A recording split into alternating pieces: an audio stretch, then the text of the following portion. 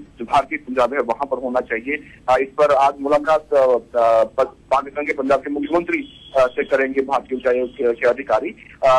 और इसके अलावा अगर पाकिस्तान का अभी ये रुख साफ नहीं है कि क्या वो सरबजीत का शव भारत भेजेगा या नहीं, क्योंकि जाहिर तौर पर जिस तरह से एक देश ने कन्विक्ट किया था सरबजीत को आतंकवादी गतिविधियों में, कहा था कि वो दोषी है, 1991 में उनको मौत की सजा दी गई थी। तो जाहिर तौर पर कहीं ना कहीं पाकिस्तान इसको एक अलग ढंग से इस पूरे मामले को देख रहा है। वो ये मानता है कि सरबजीत एक आतंकवादी है, उनकी वजह से करीब 14 लोगों की मौत हुई थी बम धमाकों में जो लाहौर और मुल्तान में हुए थे। तो कहीं ना कहीं वो दोषी मानता है। तो ऐसे में क्या वाकई पाकिस्तान जो है वो शव भारत भेजने को तैयार होगा? क्योंकि जिस तरह से कसाब का जिस तरह से मामला देखा जाए, हालांकि इन दोनों की तुलना तो नहीं की जा सकती, लेकिन जिस तरह से कसाब को भारत ने आतंकवादी माना था, उसी तरह से कहीं ना कहीं पाकिस्तान जो है वो सरबजीत को आतंकवादी मानता है। तो इस माहौल के बीच क्या पाकिस्तान तैयार होगा, ये फिलहाल देखने वाली बात होगी।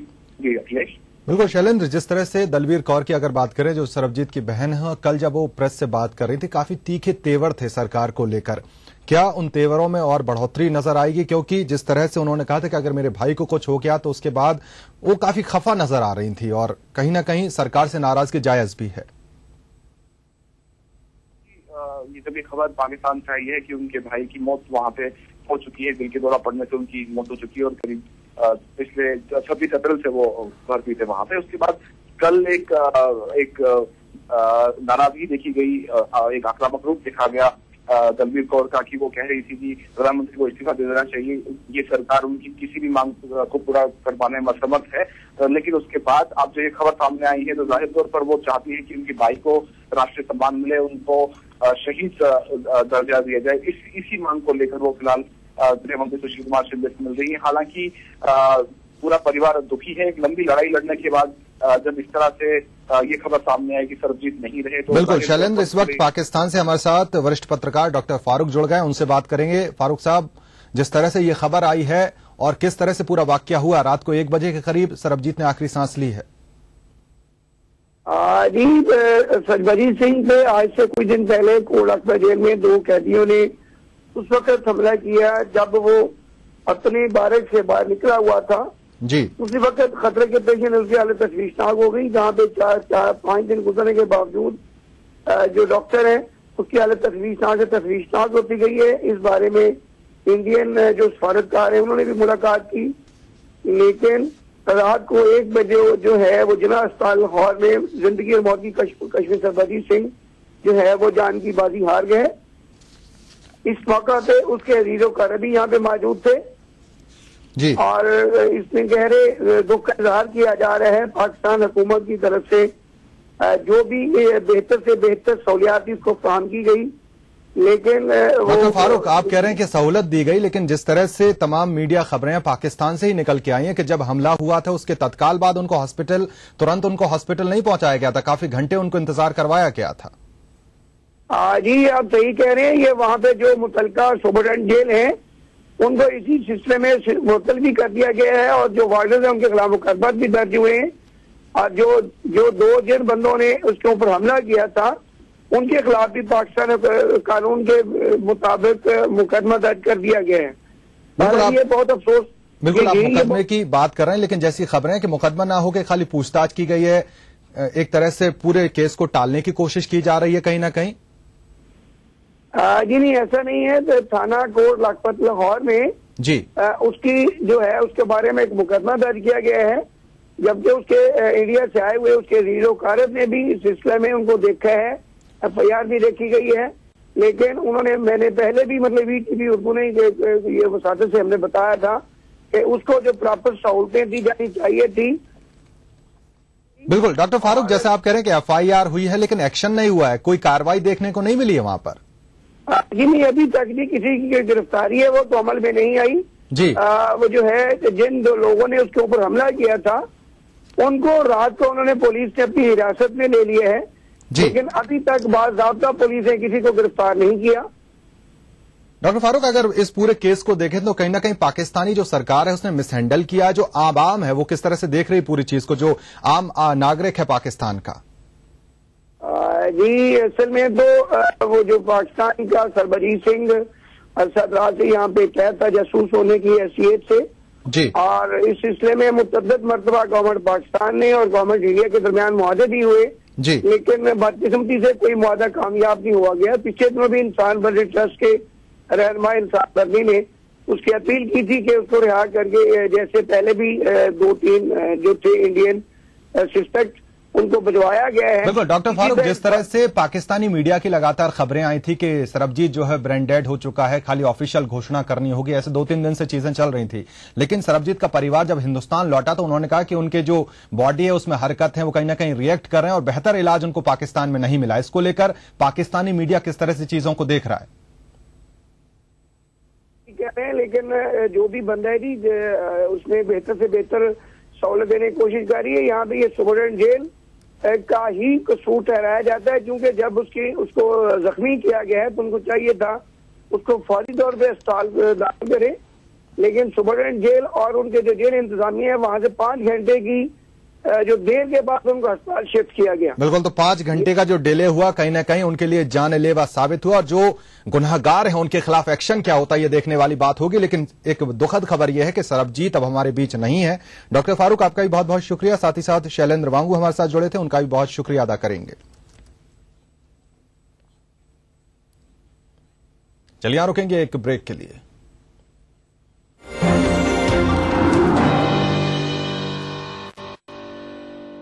जा रहा हूँ यहाँ के जाऊंगा। टाइम में मार्केट घड़ी क्यों देख रहे हो भाई, देरी हो रही क्या? गुड आफ्टरनून बोलना था, पहले गुड मॉर्निंग बोल दिए कि आप पहली बार मिले। ये है प्योर और सिंपल तरीका नौकरी पाने का। कौन मारेगा सेल्स की बाजी? लखनऊ और वाराणसी के ऑडिशंस में सुखैम प्रेजेंट्स ईटीवी सेल्स का बाजीगर जल्द आ रहा है सिर्फ ईटीवी उत्तर प्रदेश उत्तराखंड पर। Brought to you by Sukham in partnership with Dainik Jagran. Associate sponsor Liberty Food Fashion. Escorts heart institute new Delhi तथा Jabalpur hospital and research centre द्वारा संचालित हार्ट कमांड सेंटर में हृदय रोगों के इलाज की विश्व स्तरीय सुविधा अब जबलपुर में ही उपलब्ध। जीतिए एक फ्लैट और करोड़ों के इनाम। खरीदिए वेक्टस ग्रुप के गंगा, वाटरवेल, वेक्टस पानी की टंकियां और पाइप। और बनाना हो क्या कोई बहुमंजिली इमारत, बांध या पुल, बिरला गोल्ड सीमेंट, चट्टानों सी मजबूती, खरे सोने की क्वालिटी, बिरला गोल्ड सीमेंट। प्राथमिक स्वास्थ्य केंद्रों एवं बच्चों के सपनों में माँ बाप की जिंदगी बसती है। मेरी बेटी का भी एक ही सपना था, डॉक्टर बनना, लेकिन इसे पूरा करना मेरे बस की बात नहीं थी। मैंने बात की कि बच्चों को लोन दो, उनका देख कैसे, अगर इन्हें वापस नहीं दिया तो इनकी गारंटी कौन लेगा, इनकी जमानत कौन लेगा?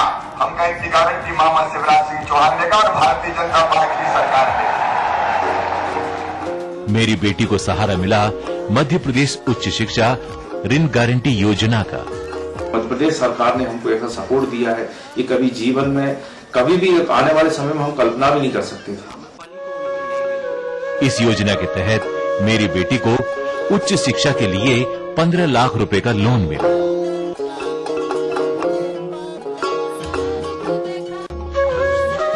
आज मेरी बेटी यूक्रेन में खार्किव नेशनल मेडिकल यूनिवर्सिटी में एमबीबीएस की पढ़ाई कर रही है। ये मेरा सपना साकार हो रहा है, क्योंकि मैं एक फॉरेन कंट्री में एमबीबीएस कर रही हूँ।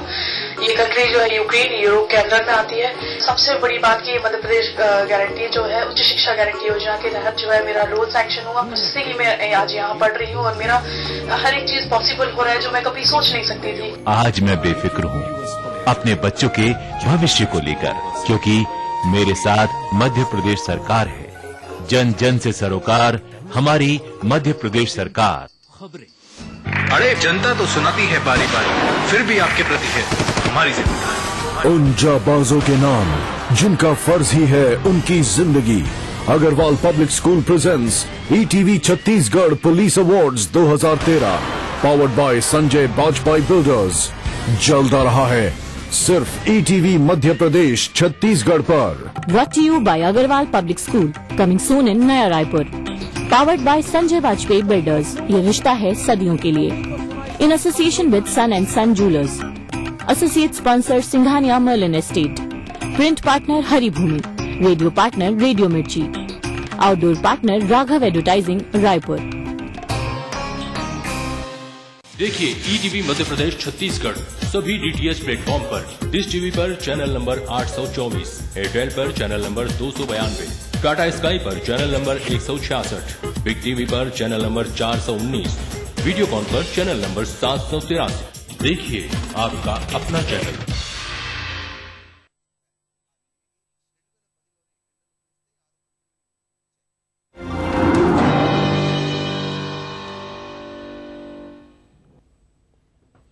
ब्रेक के बाद आपका बहुत स्वागत है। लद्दाख के ओल्डीवेक इलाके में घुसपैठ के बाद चीन अब आंखें दिखाना भी उसने शुरू कर दिया है। पीछे हटने की किसी भी संभावना को चीनी सैनिकों ने उसको नकार दिया है। गृह मंत्रालय को भेजी रिपोर्ट में साफ तौर से कहा गया है कि ओल्डीवेक में चीनी सैनिकों ने पांचवा तंबू भी लगा लिया है और इनमें रह रहे 40 सैनिकों को ट्रकों के जरिए राशन मुहैया कराया जा रहा है। रिपोर्ट में यह भी कहा गया है कि चीनी सैनिक भारतीय इलाके में 19 किलोमीटर में गश्त भी लगा रहे हैं। वहीं भारत इस इलाके में निगरानी के लिए मानव रहित विमान को तैनात कर रहा है। आपको बता दें कि मंगलवार को चाशुल में ब्रिगेडियर स्तर की हुई बैठक में इस समस्या का कोई समाधान नहीं निकल पाया। उल्टे चीन ने यह दावा किया कि इस इलाके में उसके इलाके में आता है ये पूरा इलाका और भारत को इस पर से दावा छोड़ देना चाहिए। वहीं भारत इसे वास्तविक नियंत्रण रेखा का उल्लंघन करार दे रहा है। इस तनाव के बीच प्रधानमंत्री मनमोहन सिंह के आवास पर केंद्रीय कैबिनेट की एक अहम बैठक भी हुई, जिसमें थल सेना प्रमुख जनरल वीके सिंह ने प्रधानमंत्री को चीनी घुसपैठ के बारे में विस्तार से जानकारी दी।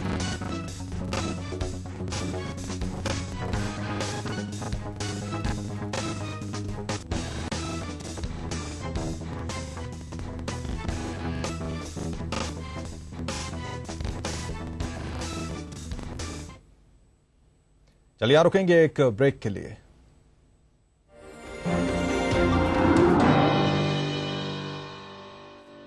दिन भर लगातार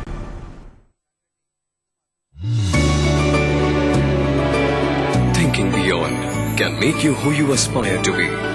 Jaipur National University. Think beyond. नमस्कार, मैं हूं आपकी होस्ट नेहा और आपके लिए लेके आई हूं हमारी एक खास पेशकश, जहां पे मैं आपको बताती हूं LBF यानी कि learn by fun technique of teaching के बारे में, जो कि फॉलो करी जा रही है स्कूल्स ऑफ अग्रवाल ग्रुप में। पुरुषोत्तम अग्रवाल जी, जिन्होंने खोज करी है LBF की, उनका ये कहना है कि बच्चों को ऐसा एजुकेशन देना चाहिए जो उनको बोझ ना लगे, यानी कि जो उनको टेंशन ना दे। इसीलिए वो कहते हैं कि बच्चों को इस तरीके से पढ़ाना चाहिए कि वो पढ़ाई को भी इंजॉय करें और उसको बहुत ही अच्छी तरीके से सीखें। और इसीलिए LBF में बच्चों को मिल रहा है स्ट्रेस फ्री एजुकेशन। जो चीज बच्चों को एक बार सिखा दी जाती है वो उनके दिमाग में एक ही बार में बस जाती है और उनको कोई भी एक्स्ट्रा क्लास करने की जरूरत नहीं पड़ती। तो चलिए चलते हैं और देखते हैं कि लर्न बाय फन में ये सारी चीजें कैसे अचीव करी जा रही हैं। लर्न बाय फन जीवन के हर रंग के साथ जीना सिखाता है। थ्योरी और प्रैक्टिकल का ऐसा कॉम्बिनेशन जिससे छात्र क्लासरूम्स में किताबी ज्ञान को वास्तविक जीवन में उतार सकें। साथ ही बेहतर तरीके से समझाने के लिए उदाहरणों के जरिए भी बच्चों को इस माध्यम में पढ़ाया जाता है। बौद्धिक स्तर को मजबूत बनाने के लिए इजी लर्निंग टेक्निक्स को अपनाया गया है, जो धीरे धीरे बच्चों के कंफर्ट लेवल के हिसाब से विकास में सहायता करती हैं। मुश्किल लेसन्स को आसानी से समझाने के लिए व्यवहारिक उदाहरणों और भाषा का प्रयोग किया जाता है, यानी मुश्किल विषय को पढ़ाने के लिए अपनी मातृभाषा हिंदी का प्रयोग पुरजोर तरीके से किया जाता है। और हिंदी जैसे विषय को पढ़ाने के लिए बच्चों को बाराखड़ी, वर्णमाला, ये सारी चीजें पढ़ाई जाती हैं ताकि उनकी नींव मजबूत बने। पढ़ाया गया विषय सही मायनों में बच्चों को समझ आए। टीचर्स हर छात्र को प्रेरित करती हैं लॉजिक और रीजनिंग करने के लिए और विषय की गहराई तक पहुंचने के लिए। बड़े से बड़े सवाल अपने जवाब खुद तय करते हैं, बस जरूरत होती है तो उनके मूल को समझने की। और यही आधार है लर्न बाय फन की टेक्स्ट बुक्स का भी। लर्न बाय फन की टेक्स्ट बुक्स में हर विषय को कुछ इस तरह फ्रेम किया गया है कि हर पार्ट का महत्व छात्रों को समझ आए, उनका दिमाग रोशन हो, न कि सिर्फ थ्योरेटिकल नॉलेज। थ्योरी और प्रैक्टिकल नॉलेज का अच्छा सम्मिश्रण है लर्न बाय फन की सभी टेक्स्ट बुक्स, फिर वो चाहे एनवायरमेंटल स्टडीज हो, जनरल नॉलेज हो, सोशल साइंस हो या फिर संस्कृत जैसा मुश्किल विषय। ये सभी विषय बच्चों को इतनी आसानी से पढ़ाए जाते हैं कि उन्हें ये रुचिकर लगते हैं। ड्राइंग की किताबों को इतना अट्रैक्टिव बनाया गया है कि बच्चे मन चाहे उनमें ड्राइंग बनाते हैं। चित्रों को बनाकर न सिर्फ वो ड्राइंग की कला को उभारते हैं, बल्कि कुछ नया भी सीखते हैं और अपने रिक्रिएशनल एस्पेक्ट्स को भी अच्छा करते हैं। टॉडलर ट्रेनिंग प्रोग्राम में छोटे बच्चों के लिए वो सिस्टम तैयार किया गया है जिससे टीचर्स भी बच्चों के साथ प्रैक्टिस करती हैं। पढ़ाने का ये नायाब तरीका बच्चों को बेहद पसंद आता है, क्योंकि ना इससे उन्हें कोई स्ट्रेस होता है और ना ही पढ़ाई का कोई बोझ। साथ ही रटने की प्रक्रिया से उन्हें मिलती है मुक्ति। बच्चे मन लगाकर पढ़ते हैं और पढ़ाई गई चीजों को जीवन में हमेशा याद रखते हैं। लर्न बाय फन की टेक्स्ट बुक से सबसे ज्यादा लाभ हो रहा है माता पिता को, क्योंकि जो भी क्लासरूम्स में बच्चों को पढ़ाया जाता है वो उनके लिए पर्याप्त होता है। यानी किसी एक्स्ट्रा ट्यूशन की जरूरत यहाँ के छात्रों को कभी नहीं पड़ती। दूसरे बच्चों के लिए प्रेरणा स्रोत बन चुके LBF से पढ़ने वाले बच्चे आज दूसरे बच्चों को भी पढ़ा रहे हैं। लर्न बाय फन की टेक्स्ट बुक्स को कुछ यूं तैयार किया गया है कि उनका गूढ़ महत्व छात्रों को समझ में आता है। हर बच्चा एंटरप्रेन्योर बन सकता है, यानी सिर्फ अपने ही लिए नहीं, औरों के लिए भी एम्प्लॉयमेंट जनरेट कर सकता है। ये कहना गलत नहीं होगा कि ये एक लाइफ मॉडल की तरह है जिसे बच्चों को लर्न बाय फन की टेक्स्ट बुक्स के माध्यम से पढ़ाया जाता है ताकि उनके व्यक्तित्व का निर्माण हो सके। यहाँ पर ऐसी बहुत सी एक्स्ट्रा करिकुलर एक्टिविटीज को बढ़ावा दिया जाता है जिससे बच्चों को उनकी पर्सनैलिटी डेवलपमेंट के लिए सही एक्सपोजर मिल सके। इस प्रकार बच्चों का हर तरीके से विकास होता है। यहाँ मिलने वाली एजुकेशन उनके लिए कंप्लीट होती है। तो ये तो हमने देखा कि अगर इस टेक्निक से सारे बच्चों को पढ़ाई कराई जाएगी तो किसी भी बच्चे को पढ़ाई बोझ नहीं लगेगी और हर एक बच्चा पढ़ाई फन के साथ करेगा, एंजॉयमेंट के साथ करेगा। इन सारी चीजों को देख के हम ये डेफिनेटली कह सकते हैं कि लर्न बाय फन स्टूडेंट्स को सिखाने और पढ़ाने में बहुत ही ज्यादा मदद कर रहा है। हमारी आज की कड़ी में तो आपके लिए बस इतना ही। अपनी अगली कड़ी में मैं आपको दिखाऊंगी कि लर्न बाय फन की जो टेक्स्ट बुक्स हैं वो क्यों है इतनी रीडर फ्रेंडली और क्यों स्टूडेंट्स को इतनी ज्यादा पसंद है। तब तक के लिए गुड बाय। भूले बिसरे गीत देखना ना भूलिए।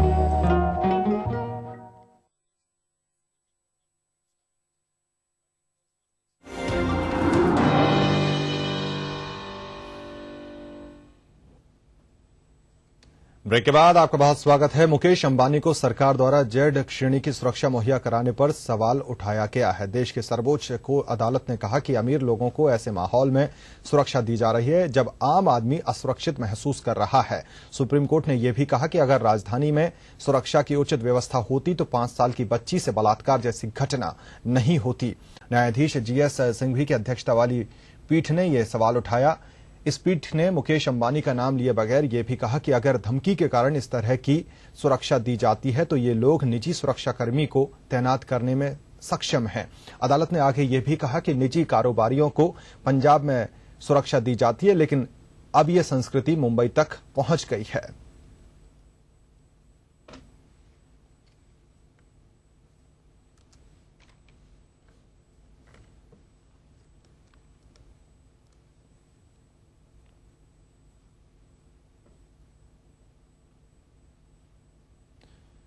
केंद्र की यूपीए सरकार के भ्रष्टाचार और संवैधानिक संस्थाओं के दुरुपयोग के खिलाफ भाजपा ने 2 दिवसीय देशव्यापी आंदोलन का ऐलान किया है। यह आंदोलन 4 और 5 मई को सभी प्रदेशों की राजधानी में किए जाएंगे, जिसमें भाजपा के वरिष्ठ नेता, सांसद, विधायक और राज्यों के पार्टी पदाधिकारी भाग लेंगे। भाजपा उपाध्यक्ष मुख्तार अब्बास नकवी ने दिल्ली में पत्रकार वार्ता करके इसकी जानकारी दी। उन्होंने बताया कि केंद्र सरकार के भ्रष्टाचार को लेकर देश के लोगों में व्याप्त असंतोष को देखते हुए भाजपा अपनी नैतिक, राजनीतिक और संवैधानिक जिम्मेदारी महसूस करती है। नकवी ने कहा कि भाजपा 4 और 5 मई को भ्रष्टाचार, घोटाले समेत संवैधानिक संस्थाओं पर कांग्रेस के हमले और उसके लगातार दुरुपयोग के खिलाफ देश भर में भंडाफोड़ आंदोलन करेगी।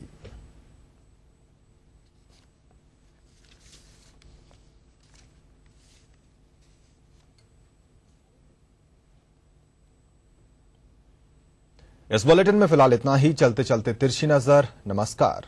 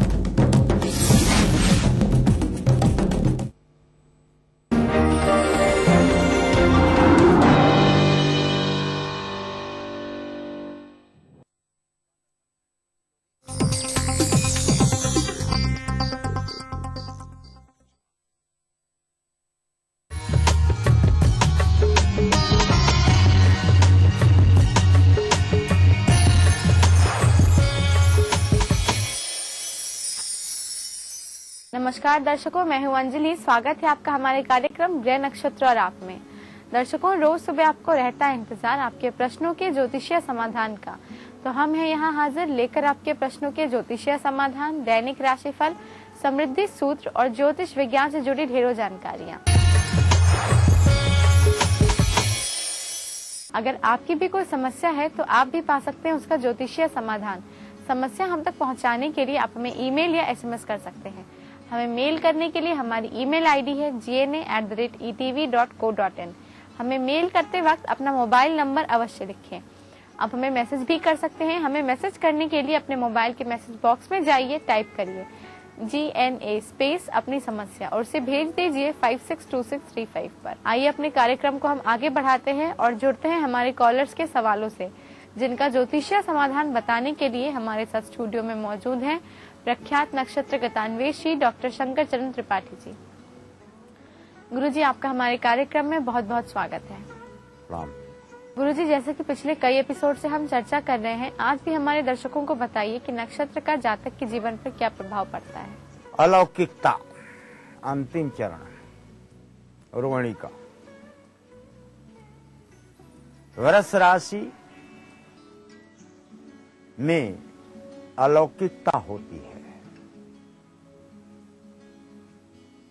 रोहिणी नक्षत्र में अगर वृष राशि के चतुर्थ चरण पर चले हम रोहिणी के,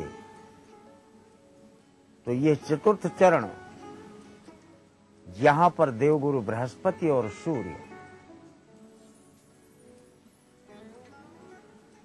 और बीज गणित के सिद्धांत के अनुसार जैसे आ धन बा का होल स्क्वायर बराबर A square plus B square plus 2AB, उसी प्रकार से बृहस्पति धन सूर्य बराबर 24 कैरेट का गोल्ड। कुंदन, इसको कुंदन शब्द की संज्ञा से विभूषित किया गया है। और कुंदन ही एक ऐसा है ब्रह्मांड के समस्त धातुओं में जिसमें गंध होती है, महकता है। कभी कुंदन के आभूषण धारण करो आप, तो शरीर में विशेष प्रकार की गंध उन आभूषणों के कारण रहती है, जिससे पानी संबंधित फंगस और बैक्टीरिया की बीमारियां कभी आपके शरीर को स्पर्श नहीं कर सकती। महादेव ने हलाहल पिया तो गला नीला पड़ गया, और कृष्ण ने विषधर के ऊपर आधा घंटे पूरा 40 मिनट डांस किया है। पूरा पैर जख्मी हो गया था कृष्ण का, लेकिन विष वहां तक नहीं पहुंच पाया, कृष्ण के शरीर तक। दूसरा, पूतना ने इस रोहिणी नक्षत्र के जातक को जहर लगाकर दुग्ध पान कराया, और वो भी पृथ्वी पर नहीं, आकाशमंडल में ले जाकर। लेकिन जहर का प्रभाव शरीर तक नहीं पहुंच पाया। और तो छोड़ो, यमराज के यहां कृष्ण का पहुंचना, चंद्रलोक कृष्ण के का आगमन होना, यहां भी किसी भी प्रकार से शीतोष्ण सम दुखेषु लाभा लाभो जया जयो, कोई भी चीज प्रभावित नहीं कर पाई। क्यों? रोहिणी नक्षत्र में ऊपरी तालु आकाशमंडल है, तो पैर का तालु पृथ्वी और पाताल लोक है। उन दोनों के बीच में संगठित ऊर्जा को आत्मसात कर लेने का प्रमाण केवल रोहिणी नक्षत्र में देखा जाता है। कुछ अंशों तक इसके प्रमाण उत्तरा फाल्गुनी नक्षत्र में भी पाए जाते हैं, जिसके कारण अर्जुन को अपना मित्र बनाया कृष्ण ने। उसके पीछे प्रारब्ध के पंचम भावस्थ ऊर्जा का भी प्रमाण मिलता है। तथापि रोहिणी में जन्म लेने वाला जातक अलौकिक कार्यों के निमित्त जन्म लेता है, इसमें रंच मात्र संशय नहीं। दर्शकों, नक्षत्र किसी जानकारी के साथ आइए हम आगे बढ़ते हैं और जुड़ते हैं हमारे कॉलर्स के सवालों से और जानते हैं हमारे आज के पहले कॉलर कौन है। मैं जोधपुर से बोल रही हूँ, अनीता शर्मा। मैं मेरे बेटे हिमांशु शर्मा के भविष्य के बारे में पूछना चाहती हूँ। उसका जन्म 16 सितंबर 1998 है। मेरे पुत्र का पढ़ाई में मन नहीं लगता है, उसका भविष्य कैसा रहेगा? हमारी आज की पहली कॉलर है अनीता जी, जोधपुर राजस्थान से। गुरुजी, इनका प्रश्न इनके पुत्र से संबंधित है कि उनका पढ़ाई में मन नहीं लगता, उनका भविष्य आगे कैसा रहेगा। तुला कर्क पुष्य, तुला कर्क और पुष्य, क्यों लगेगा मन पढ़ाई में इनका? आपका प्रश्न बिल्कुल सटीक है।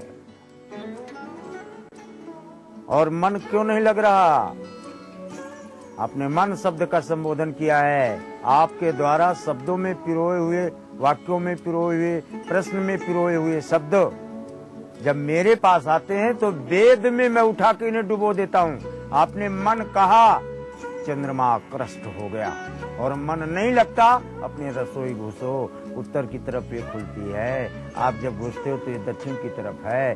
दक्षिणी दीवार सीढ़न से युक्त है। चूल्हा जहाँ रोटी बनाते हो पश्चिम की तरफ मुख करके खड़े होते हो, चूल्हे का मुख पूरब है और चूल्हे के जस्ट समानांतर आपने वॉश बेसिन दे रखी है।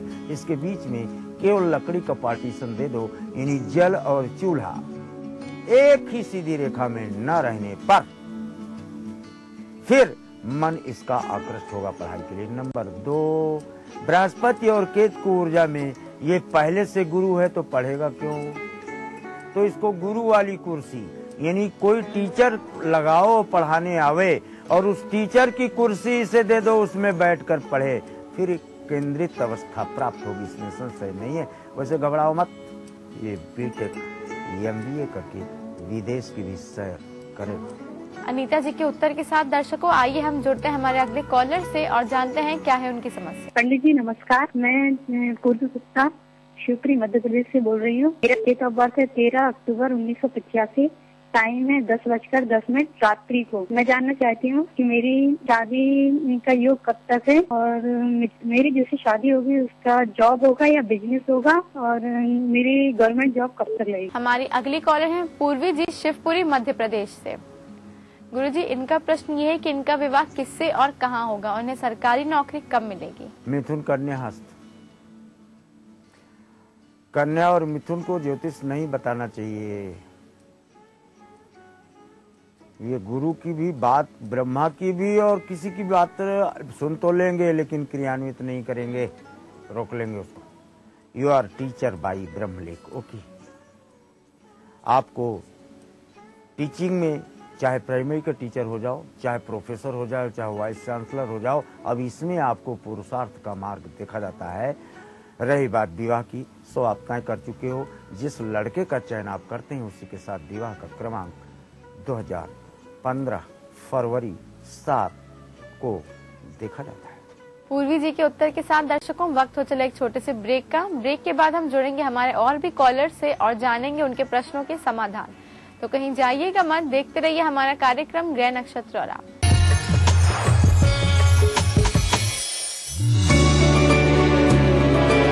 Thinking beyond can make you who you aspire to be. Jaipur National University. Think beyond. अरे जनता तो सुनाती है बारी बारी, फिर भी आपके प्रति है हमारी जिम्मेदारी। उन जाबाजों के नाम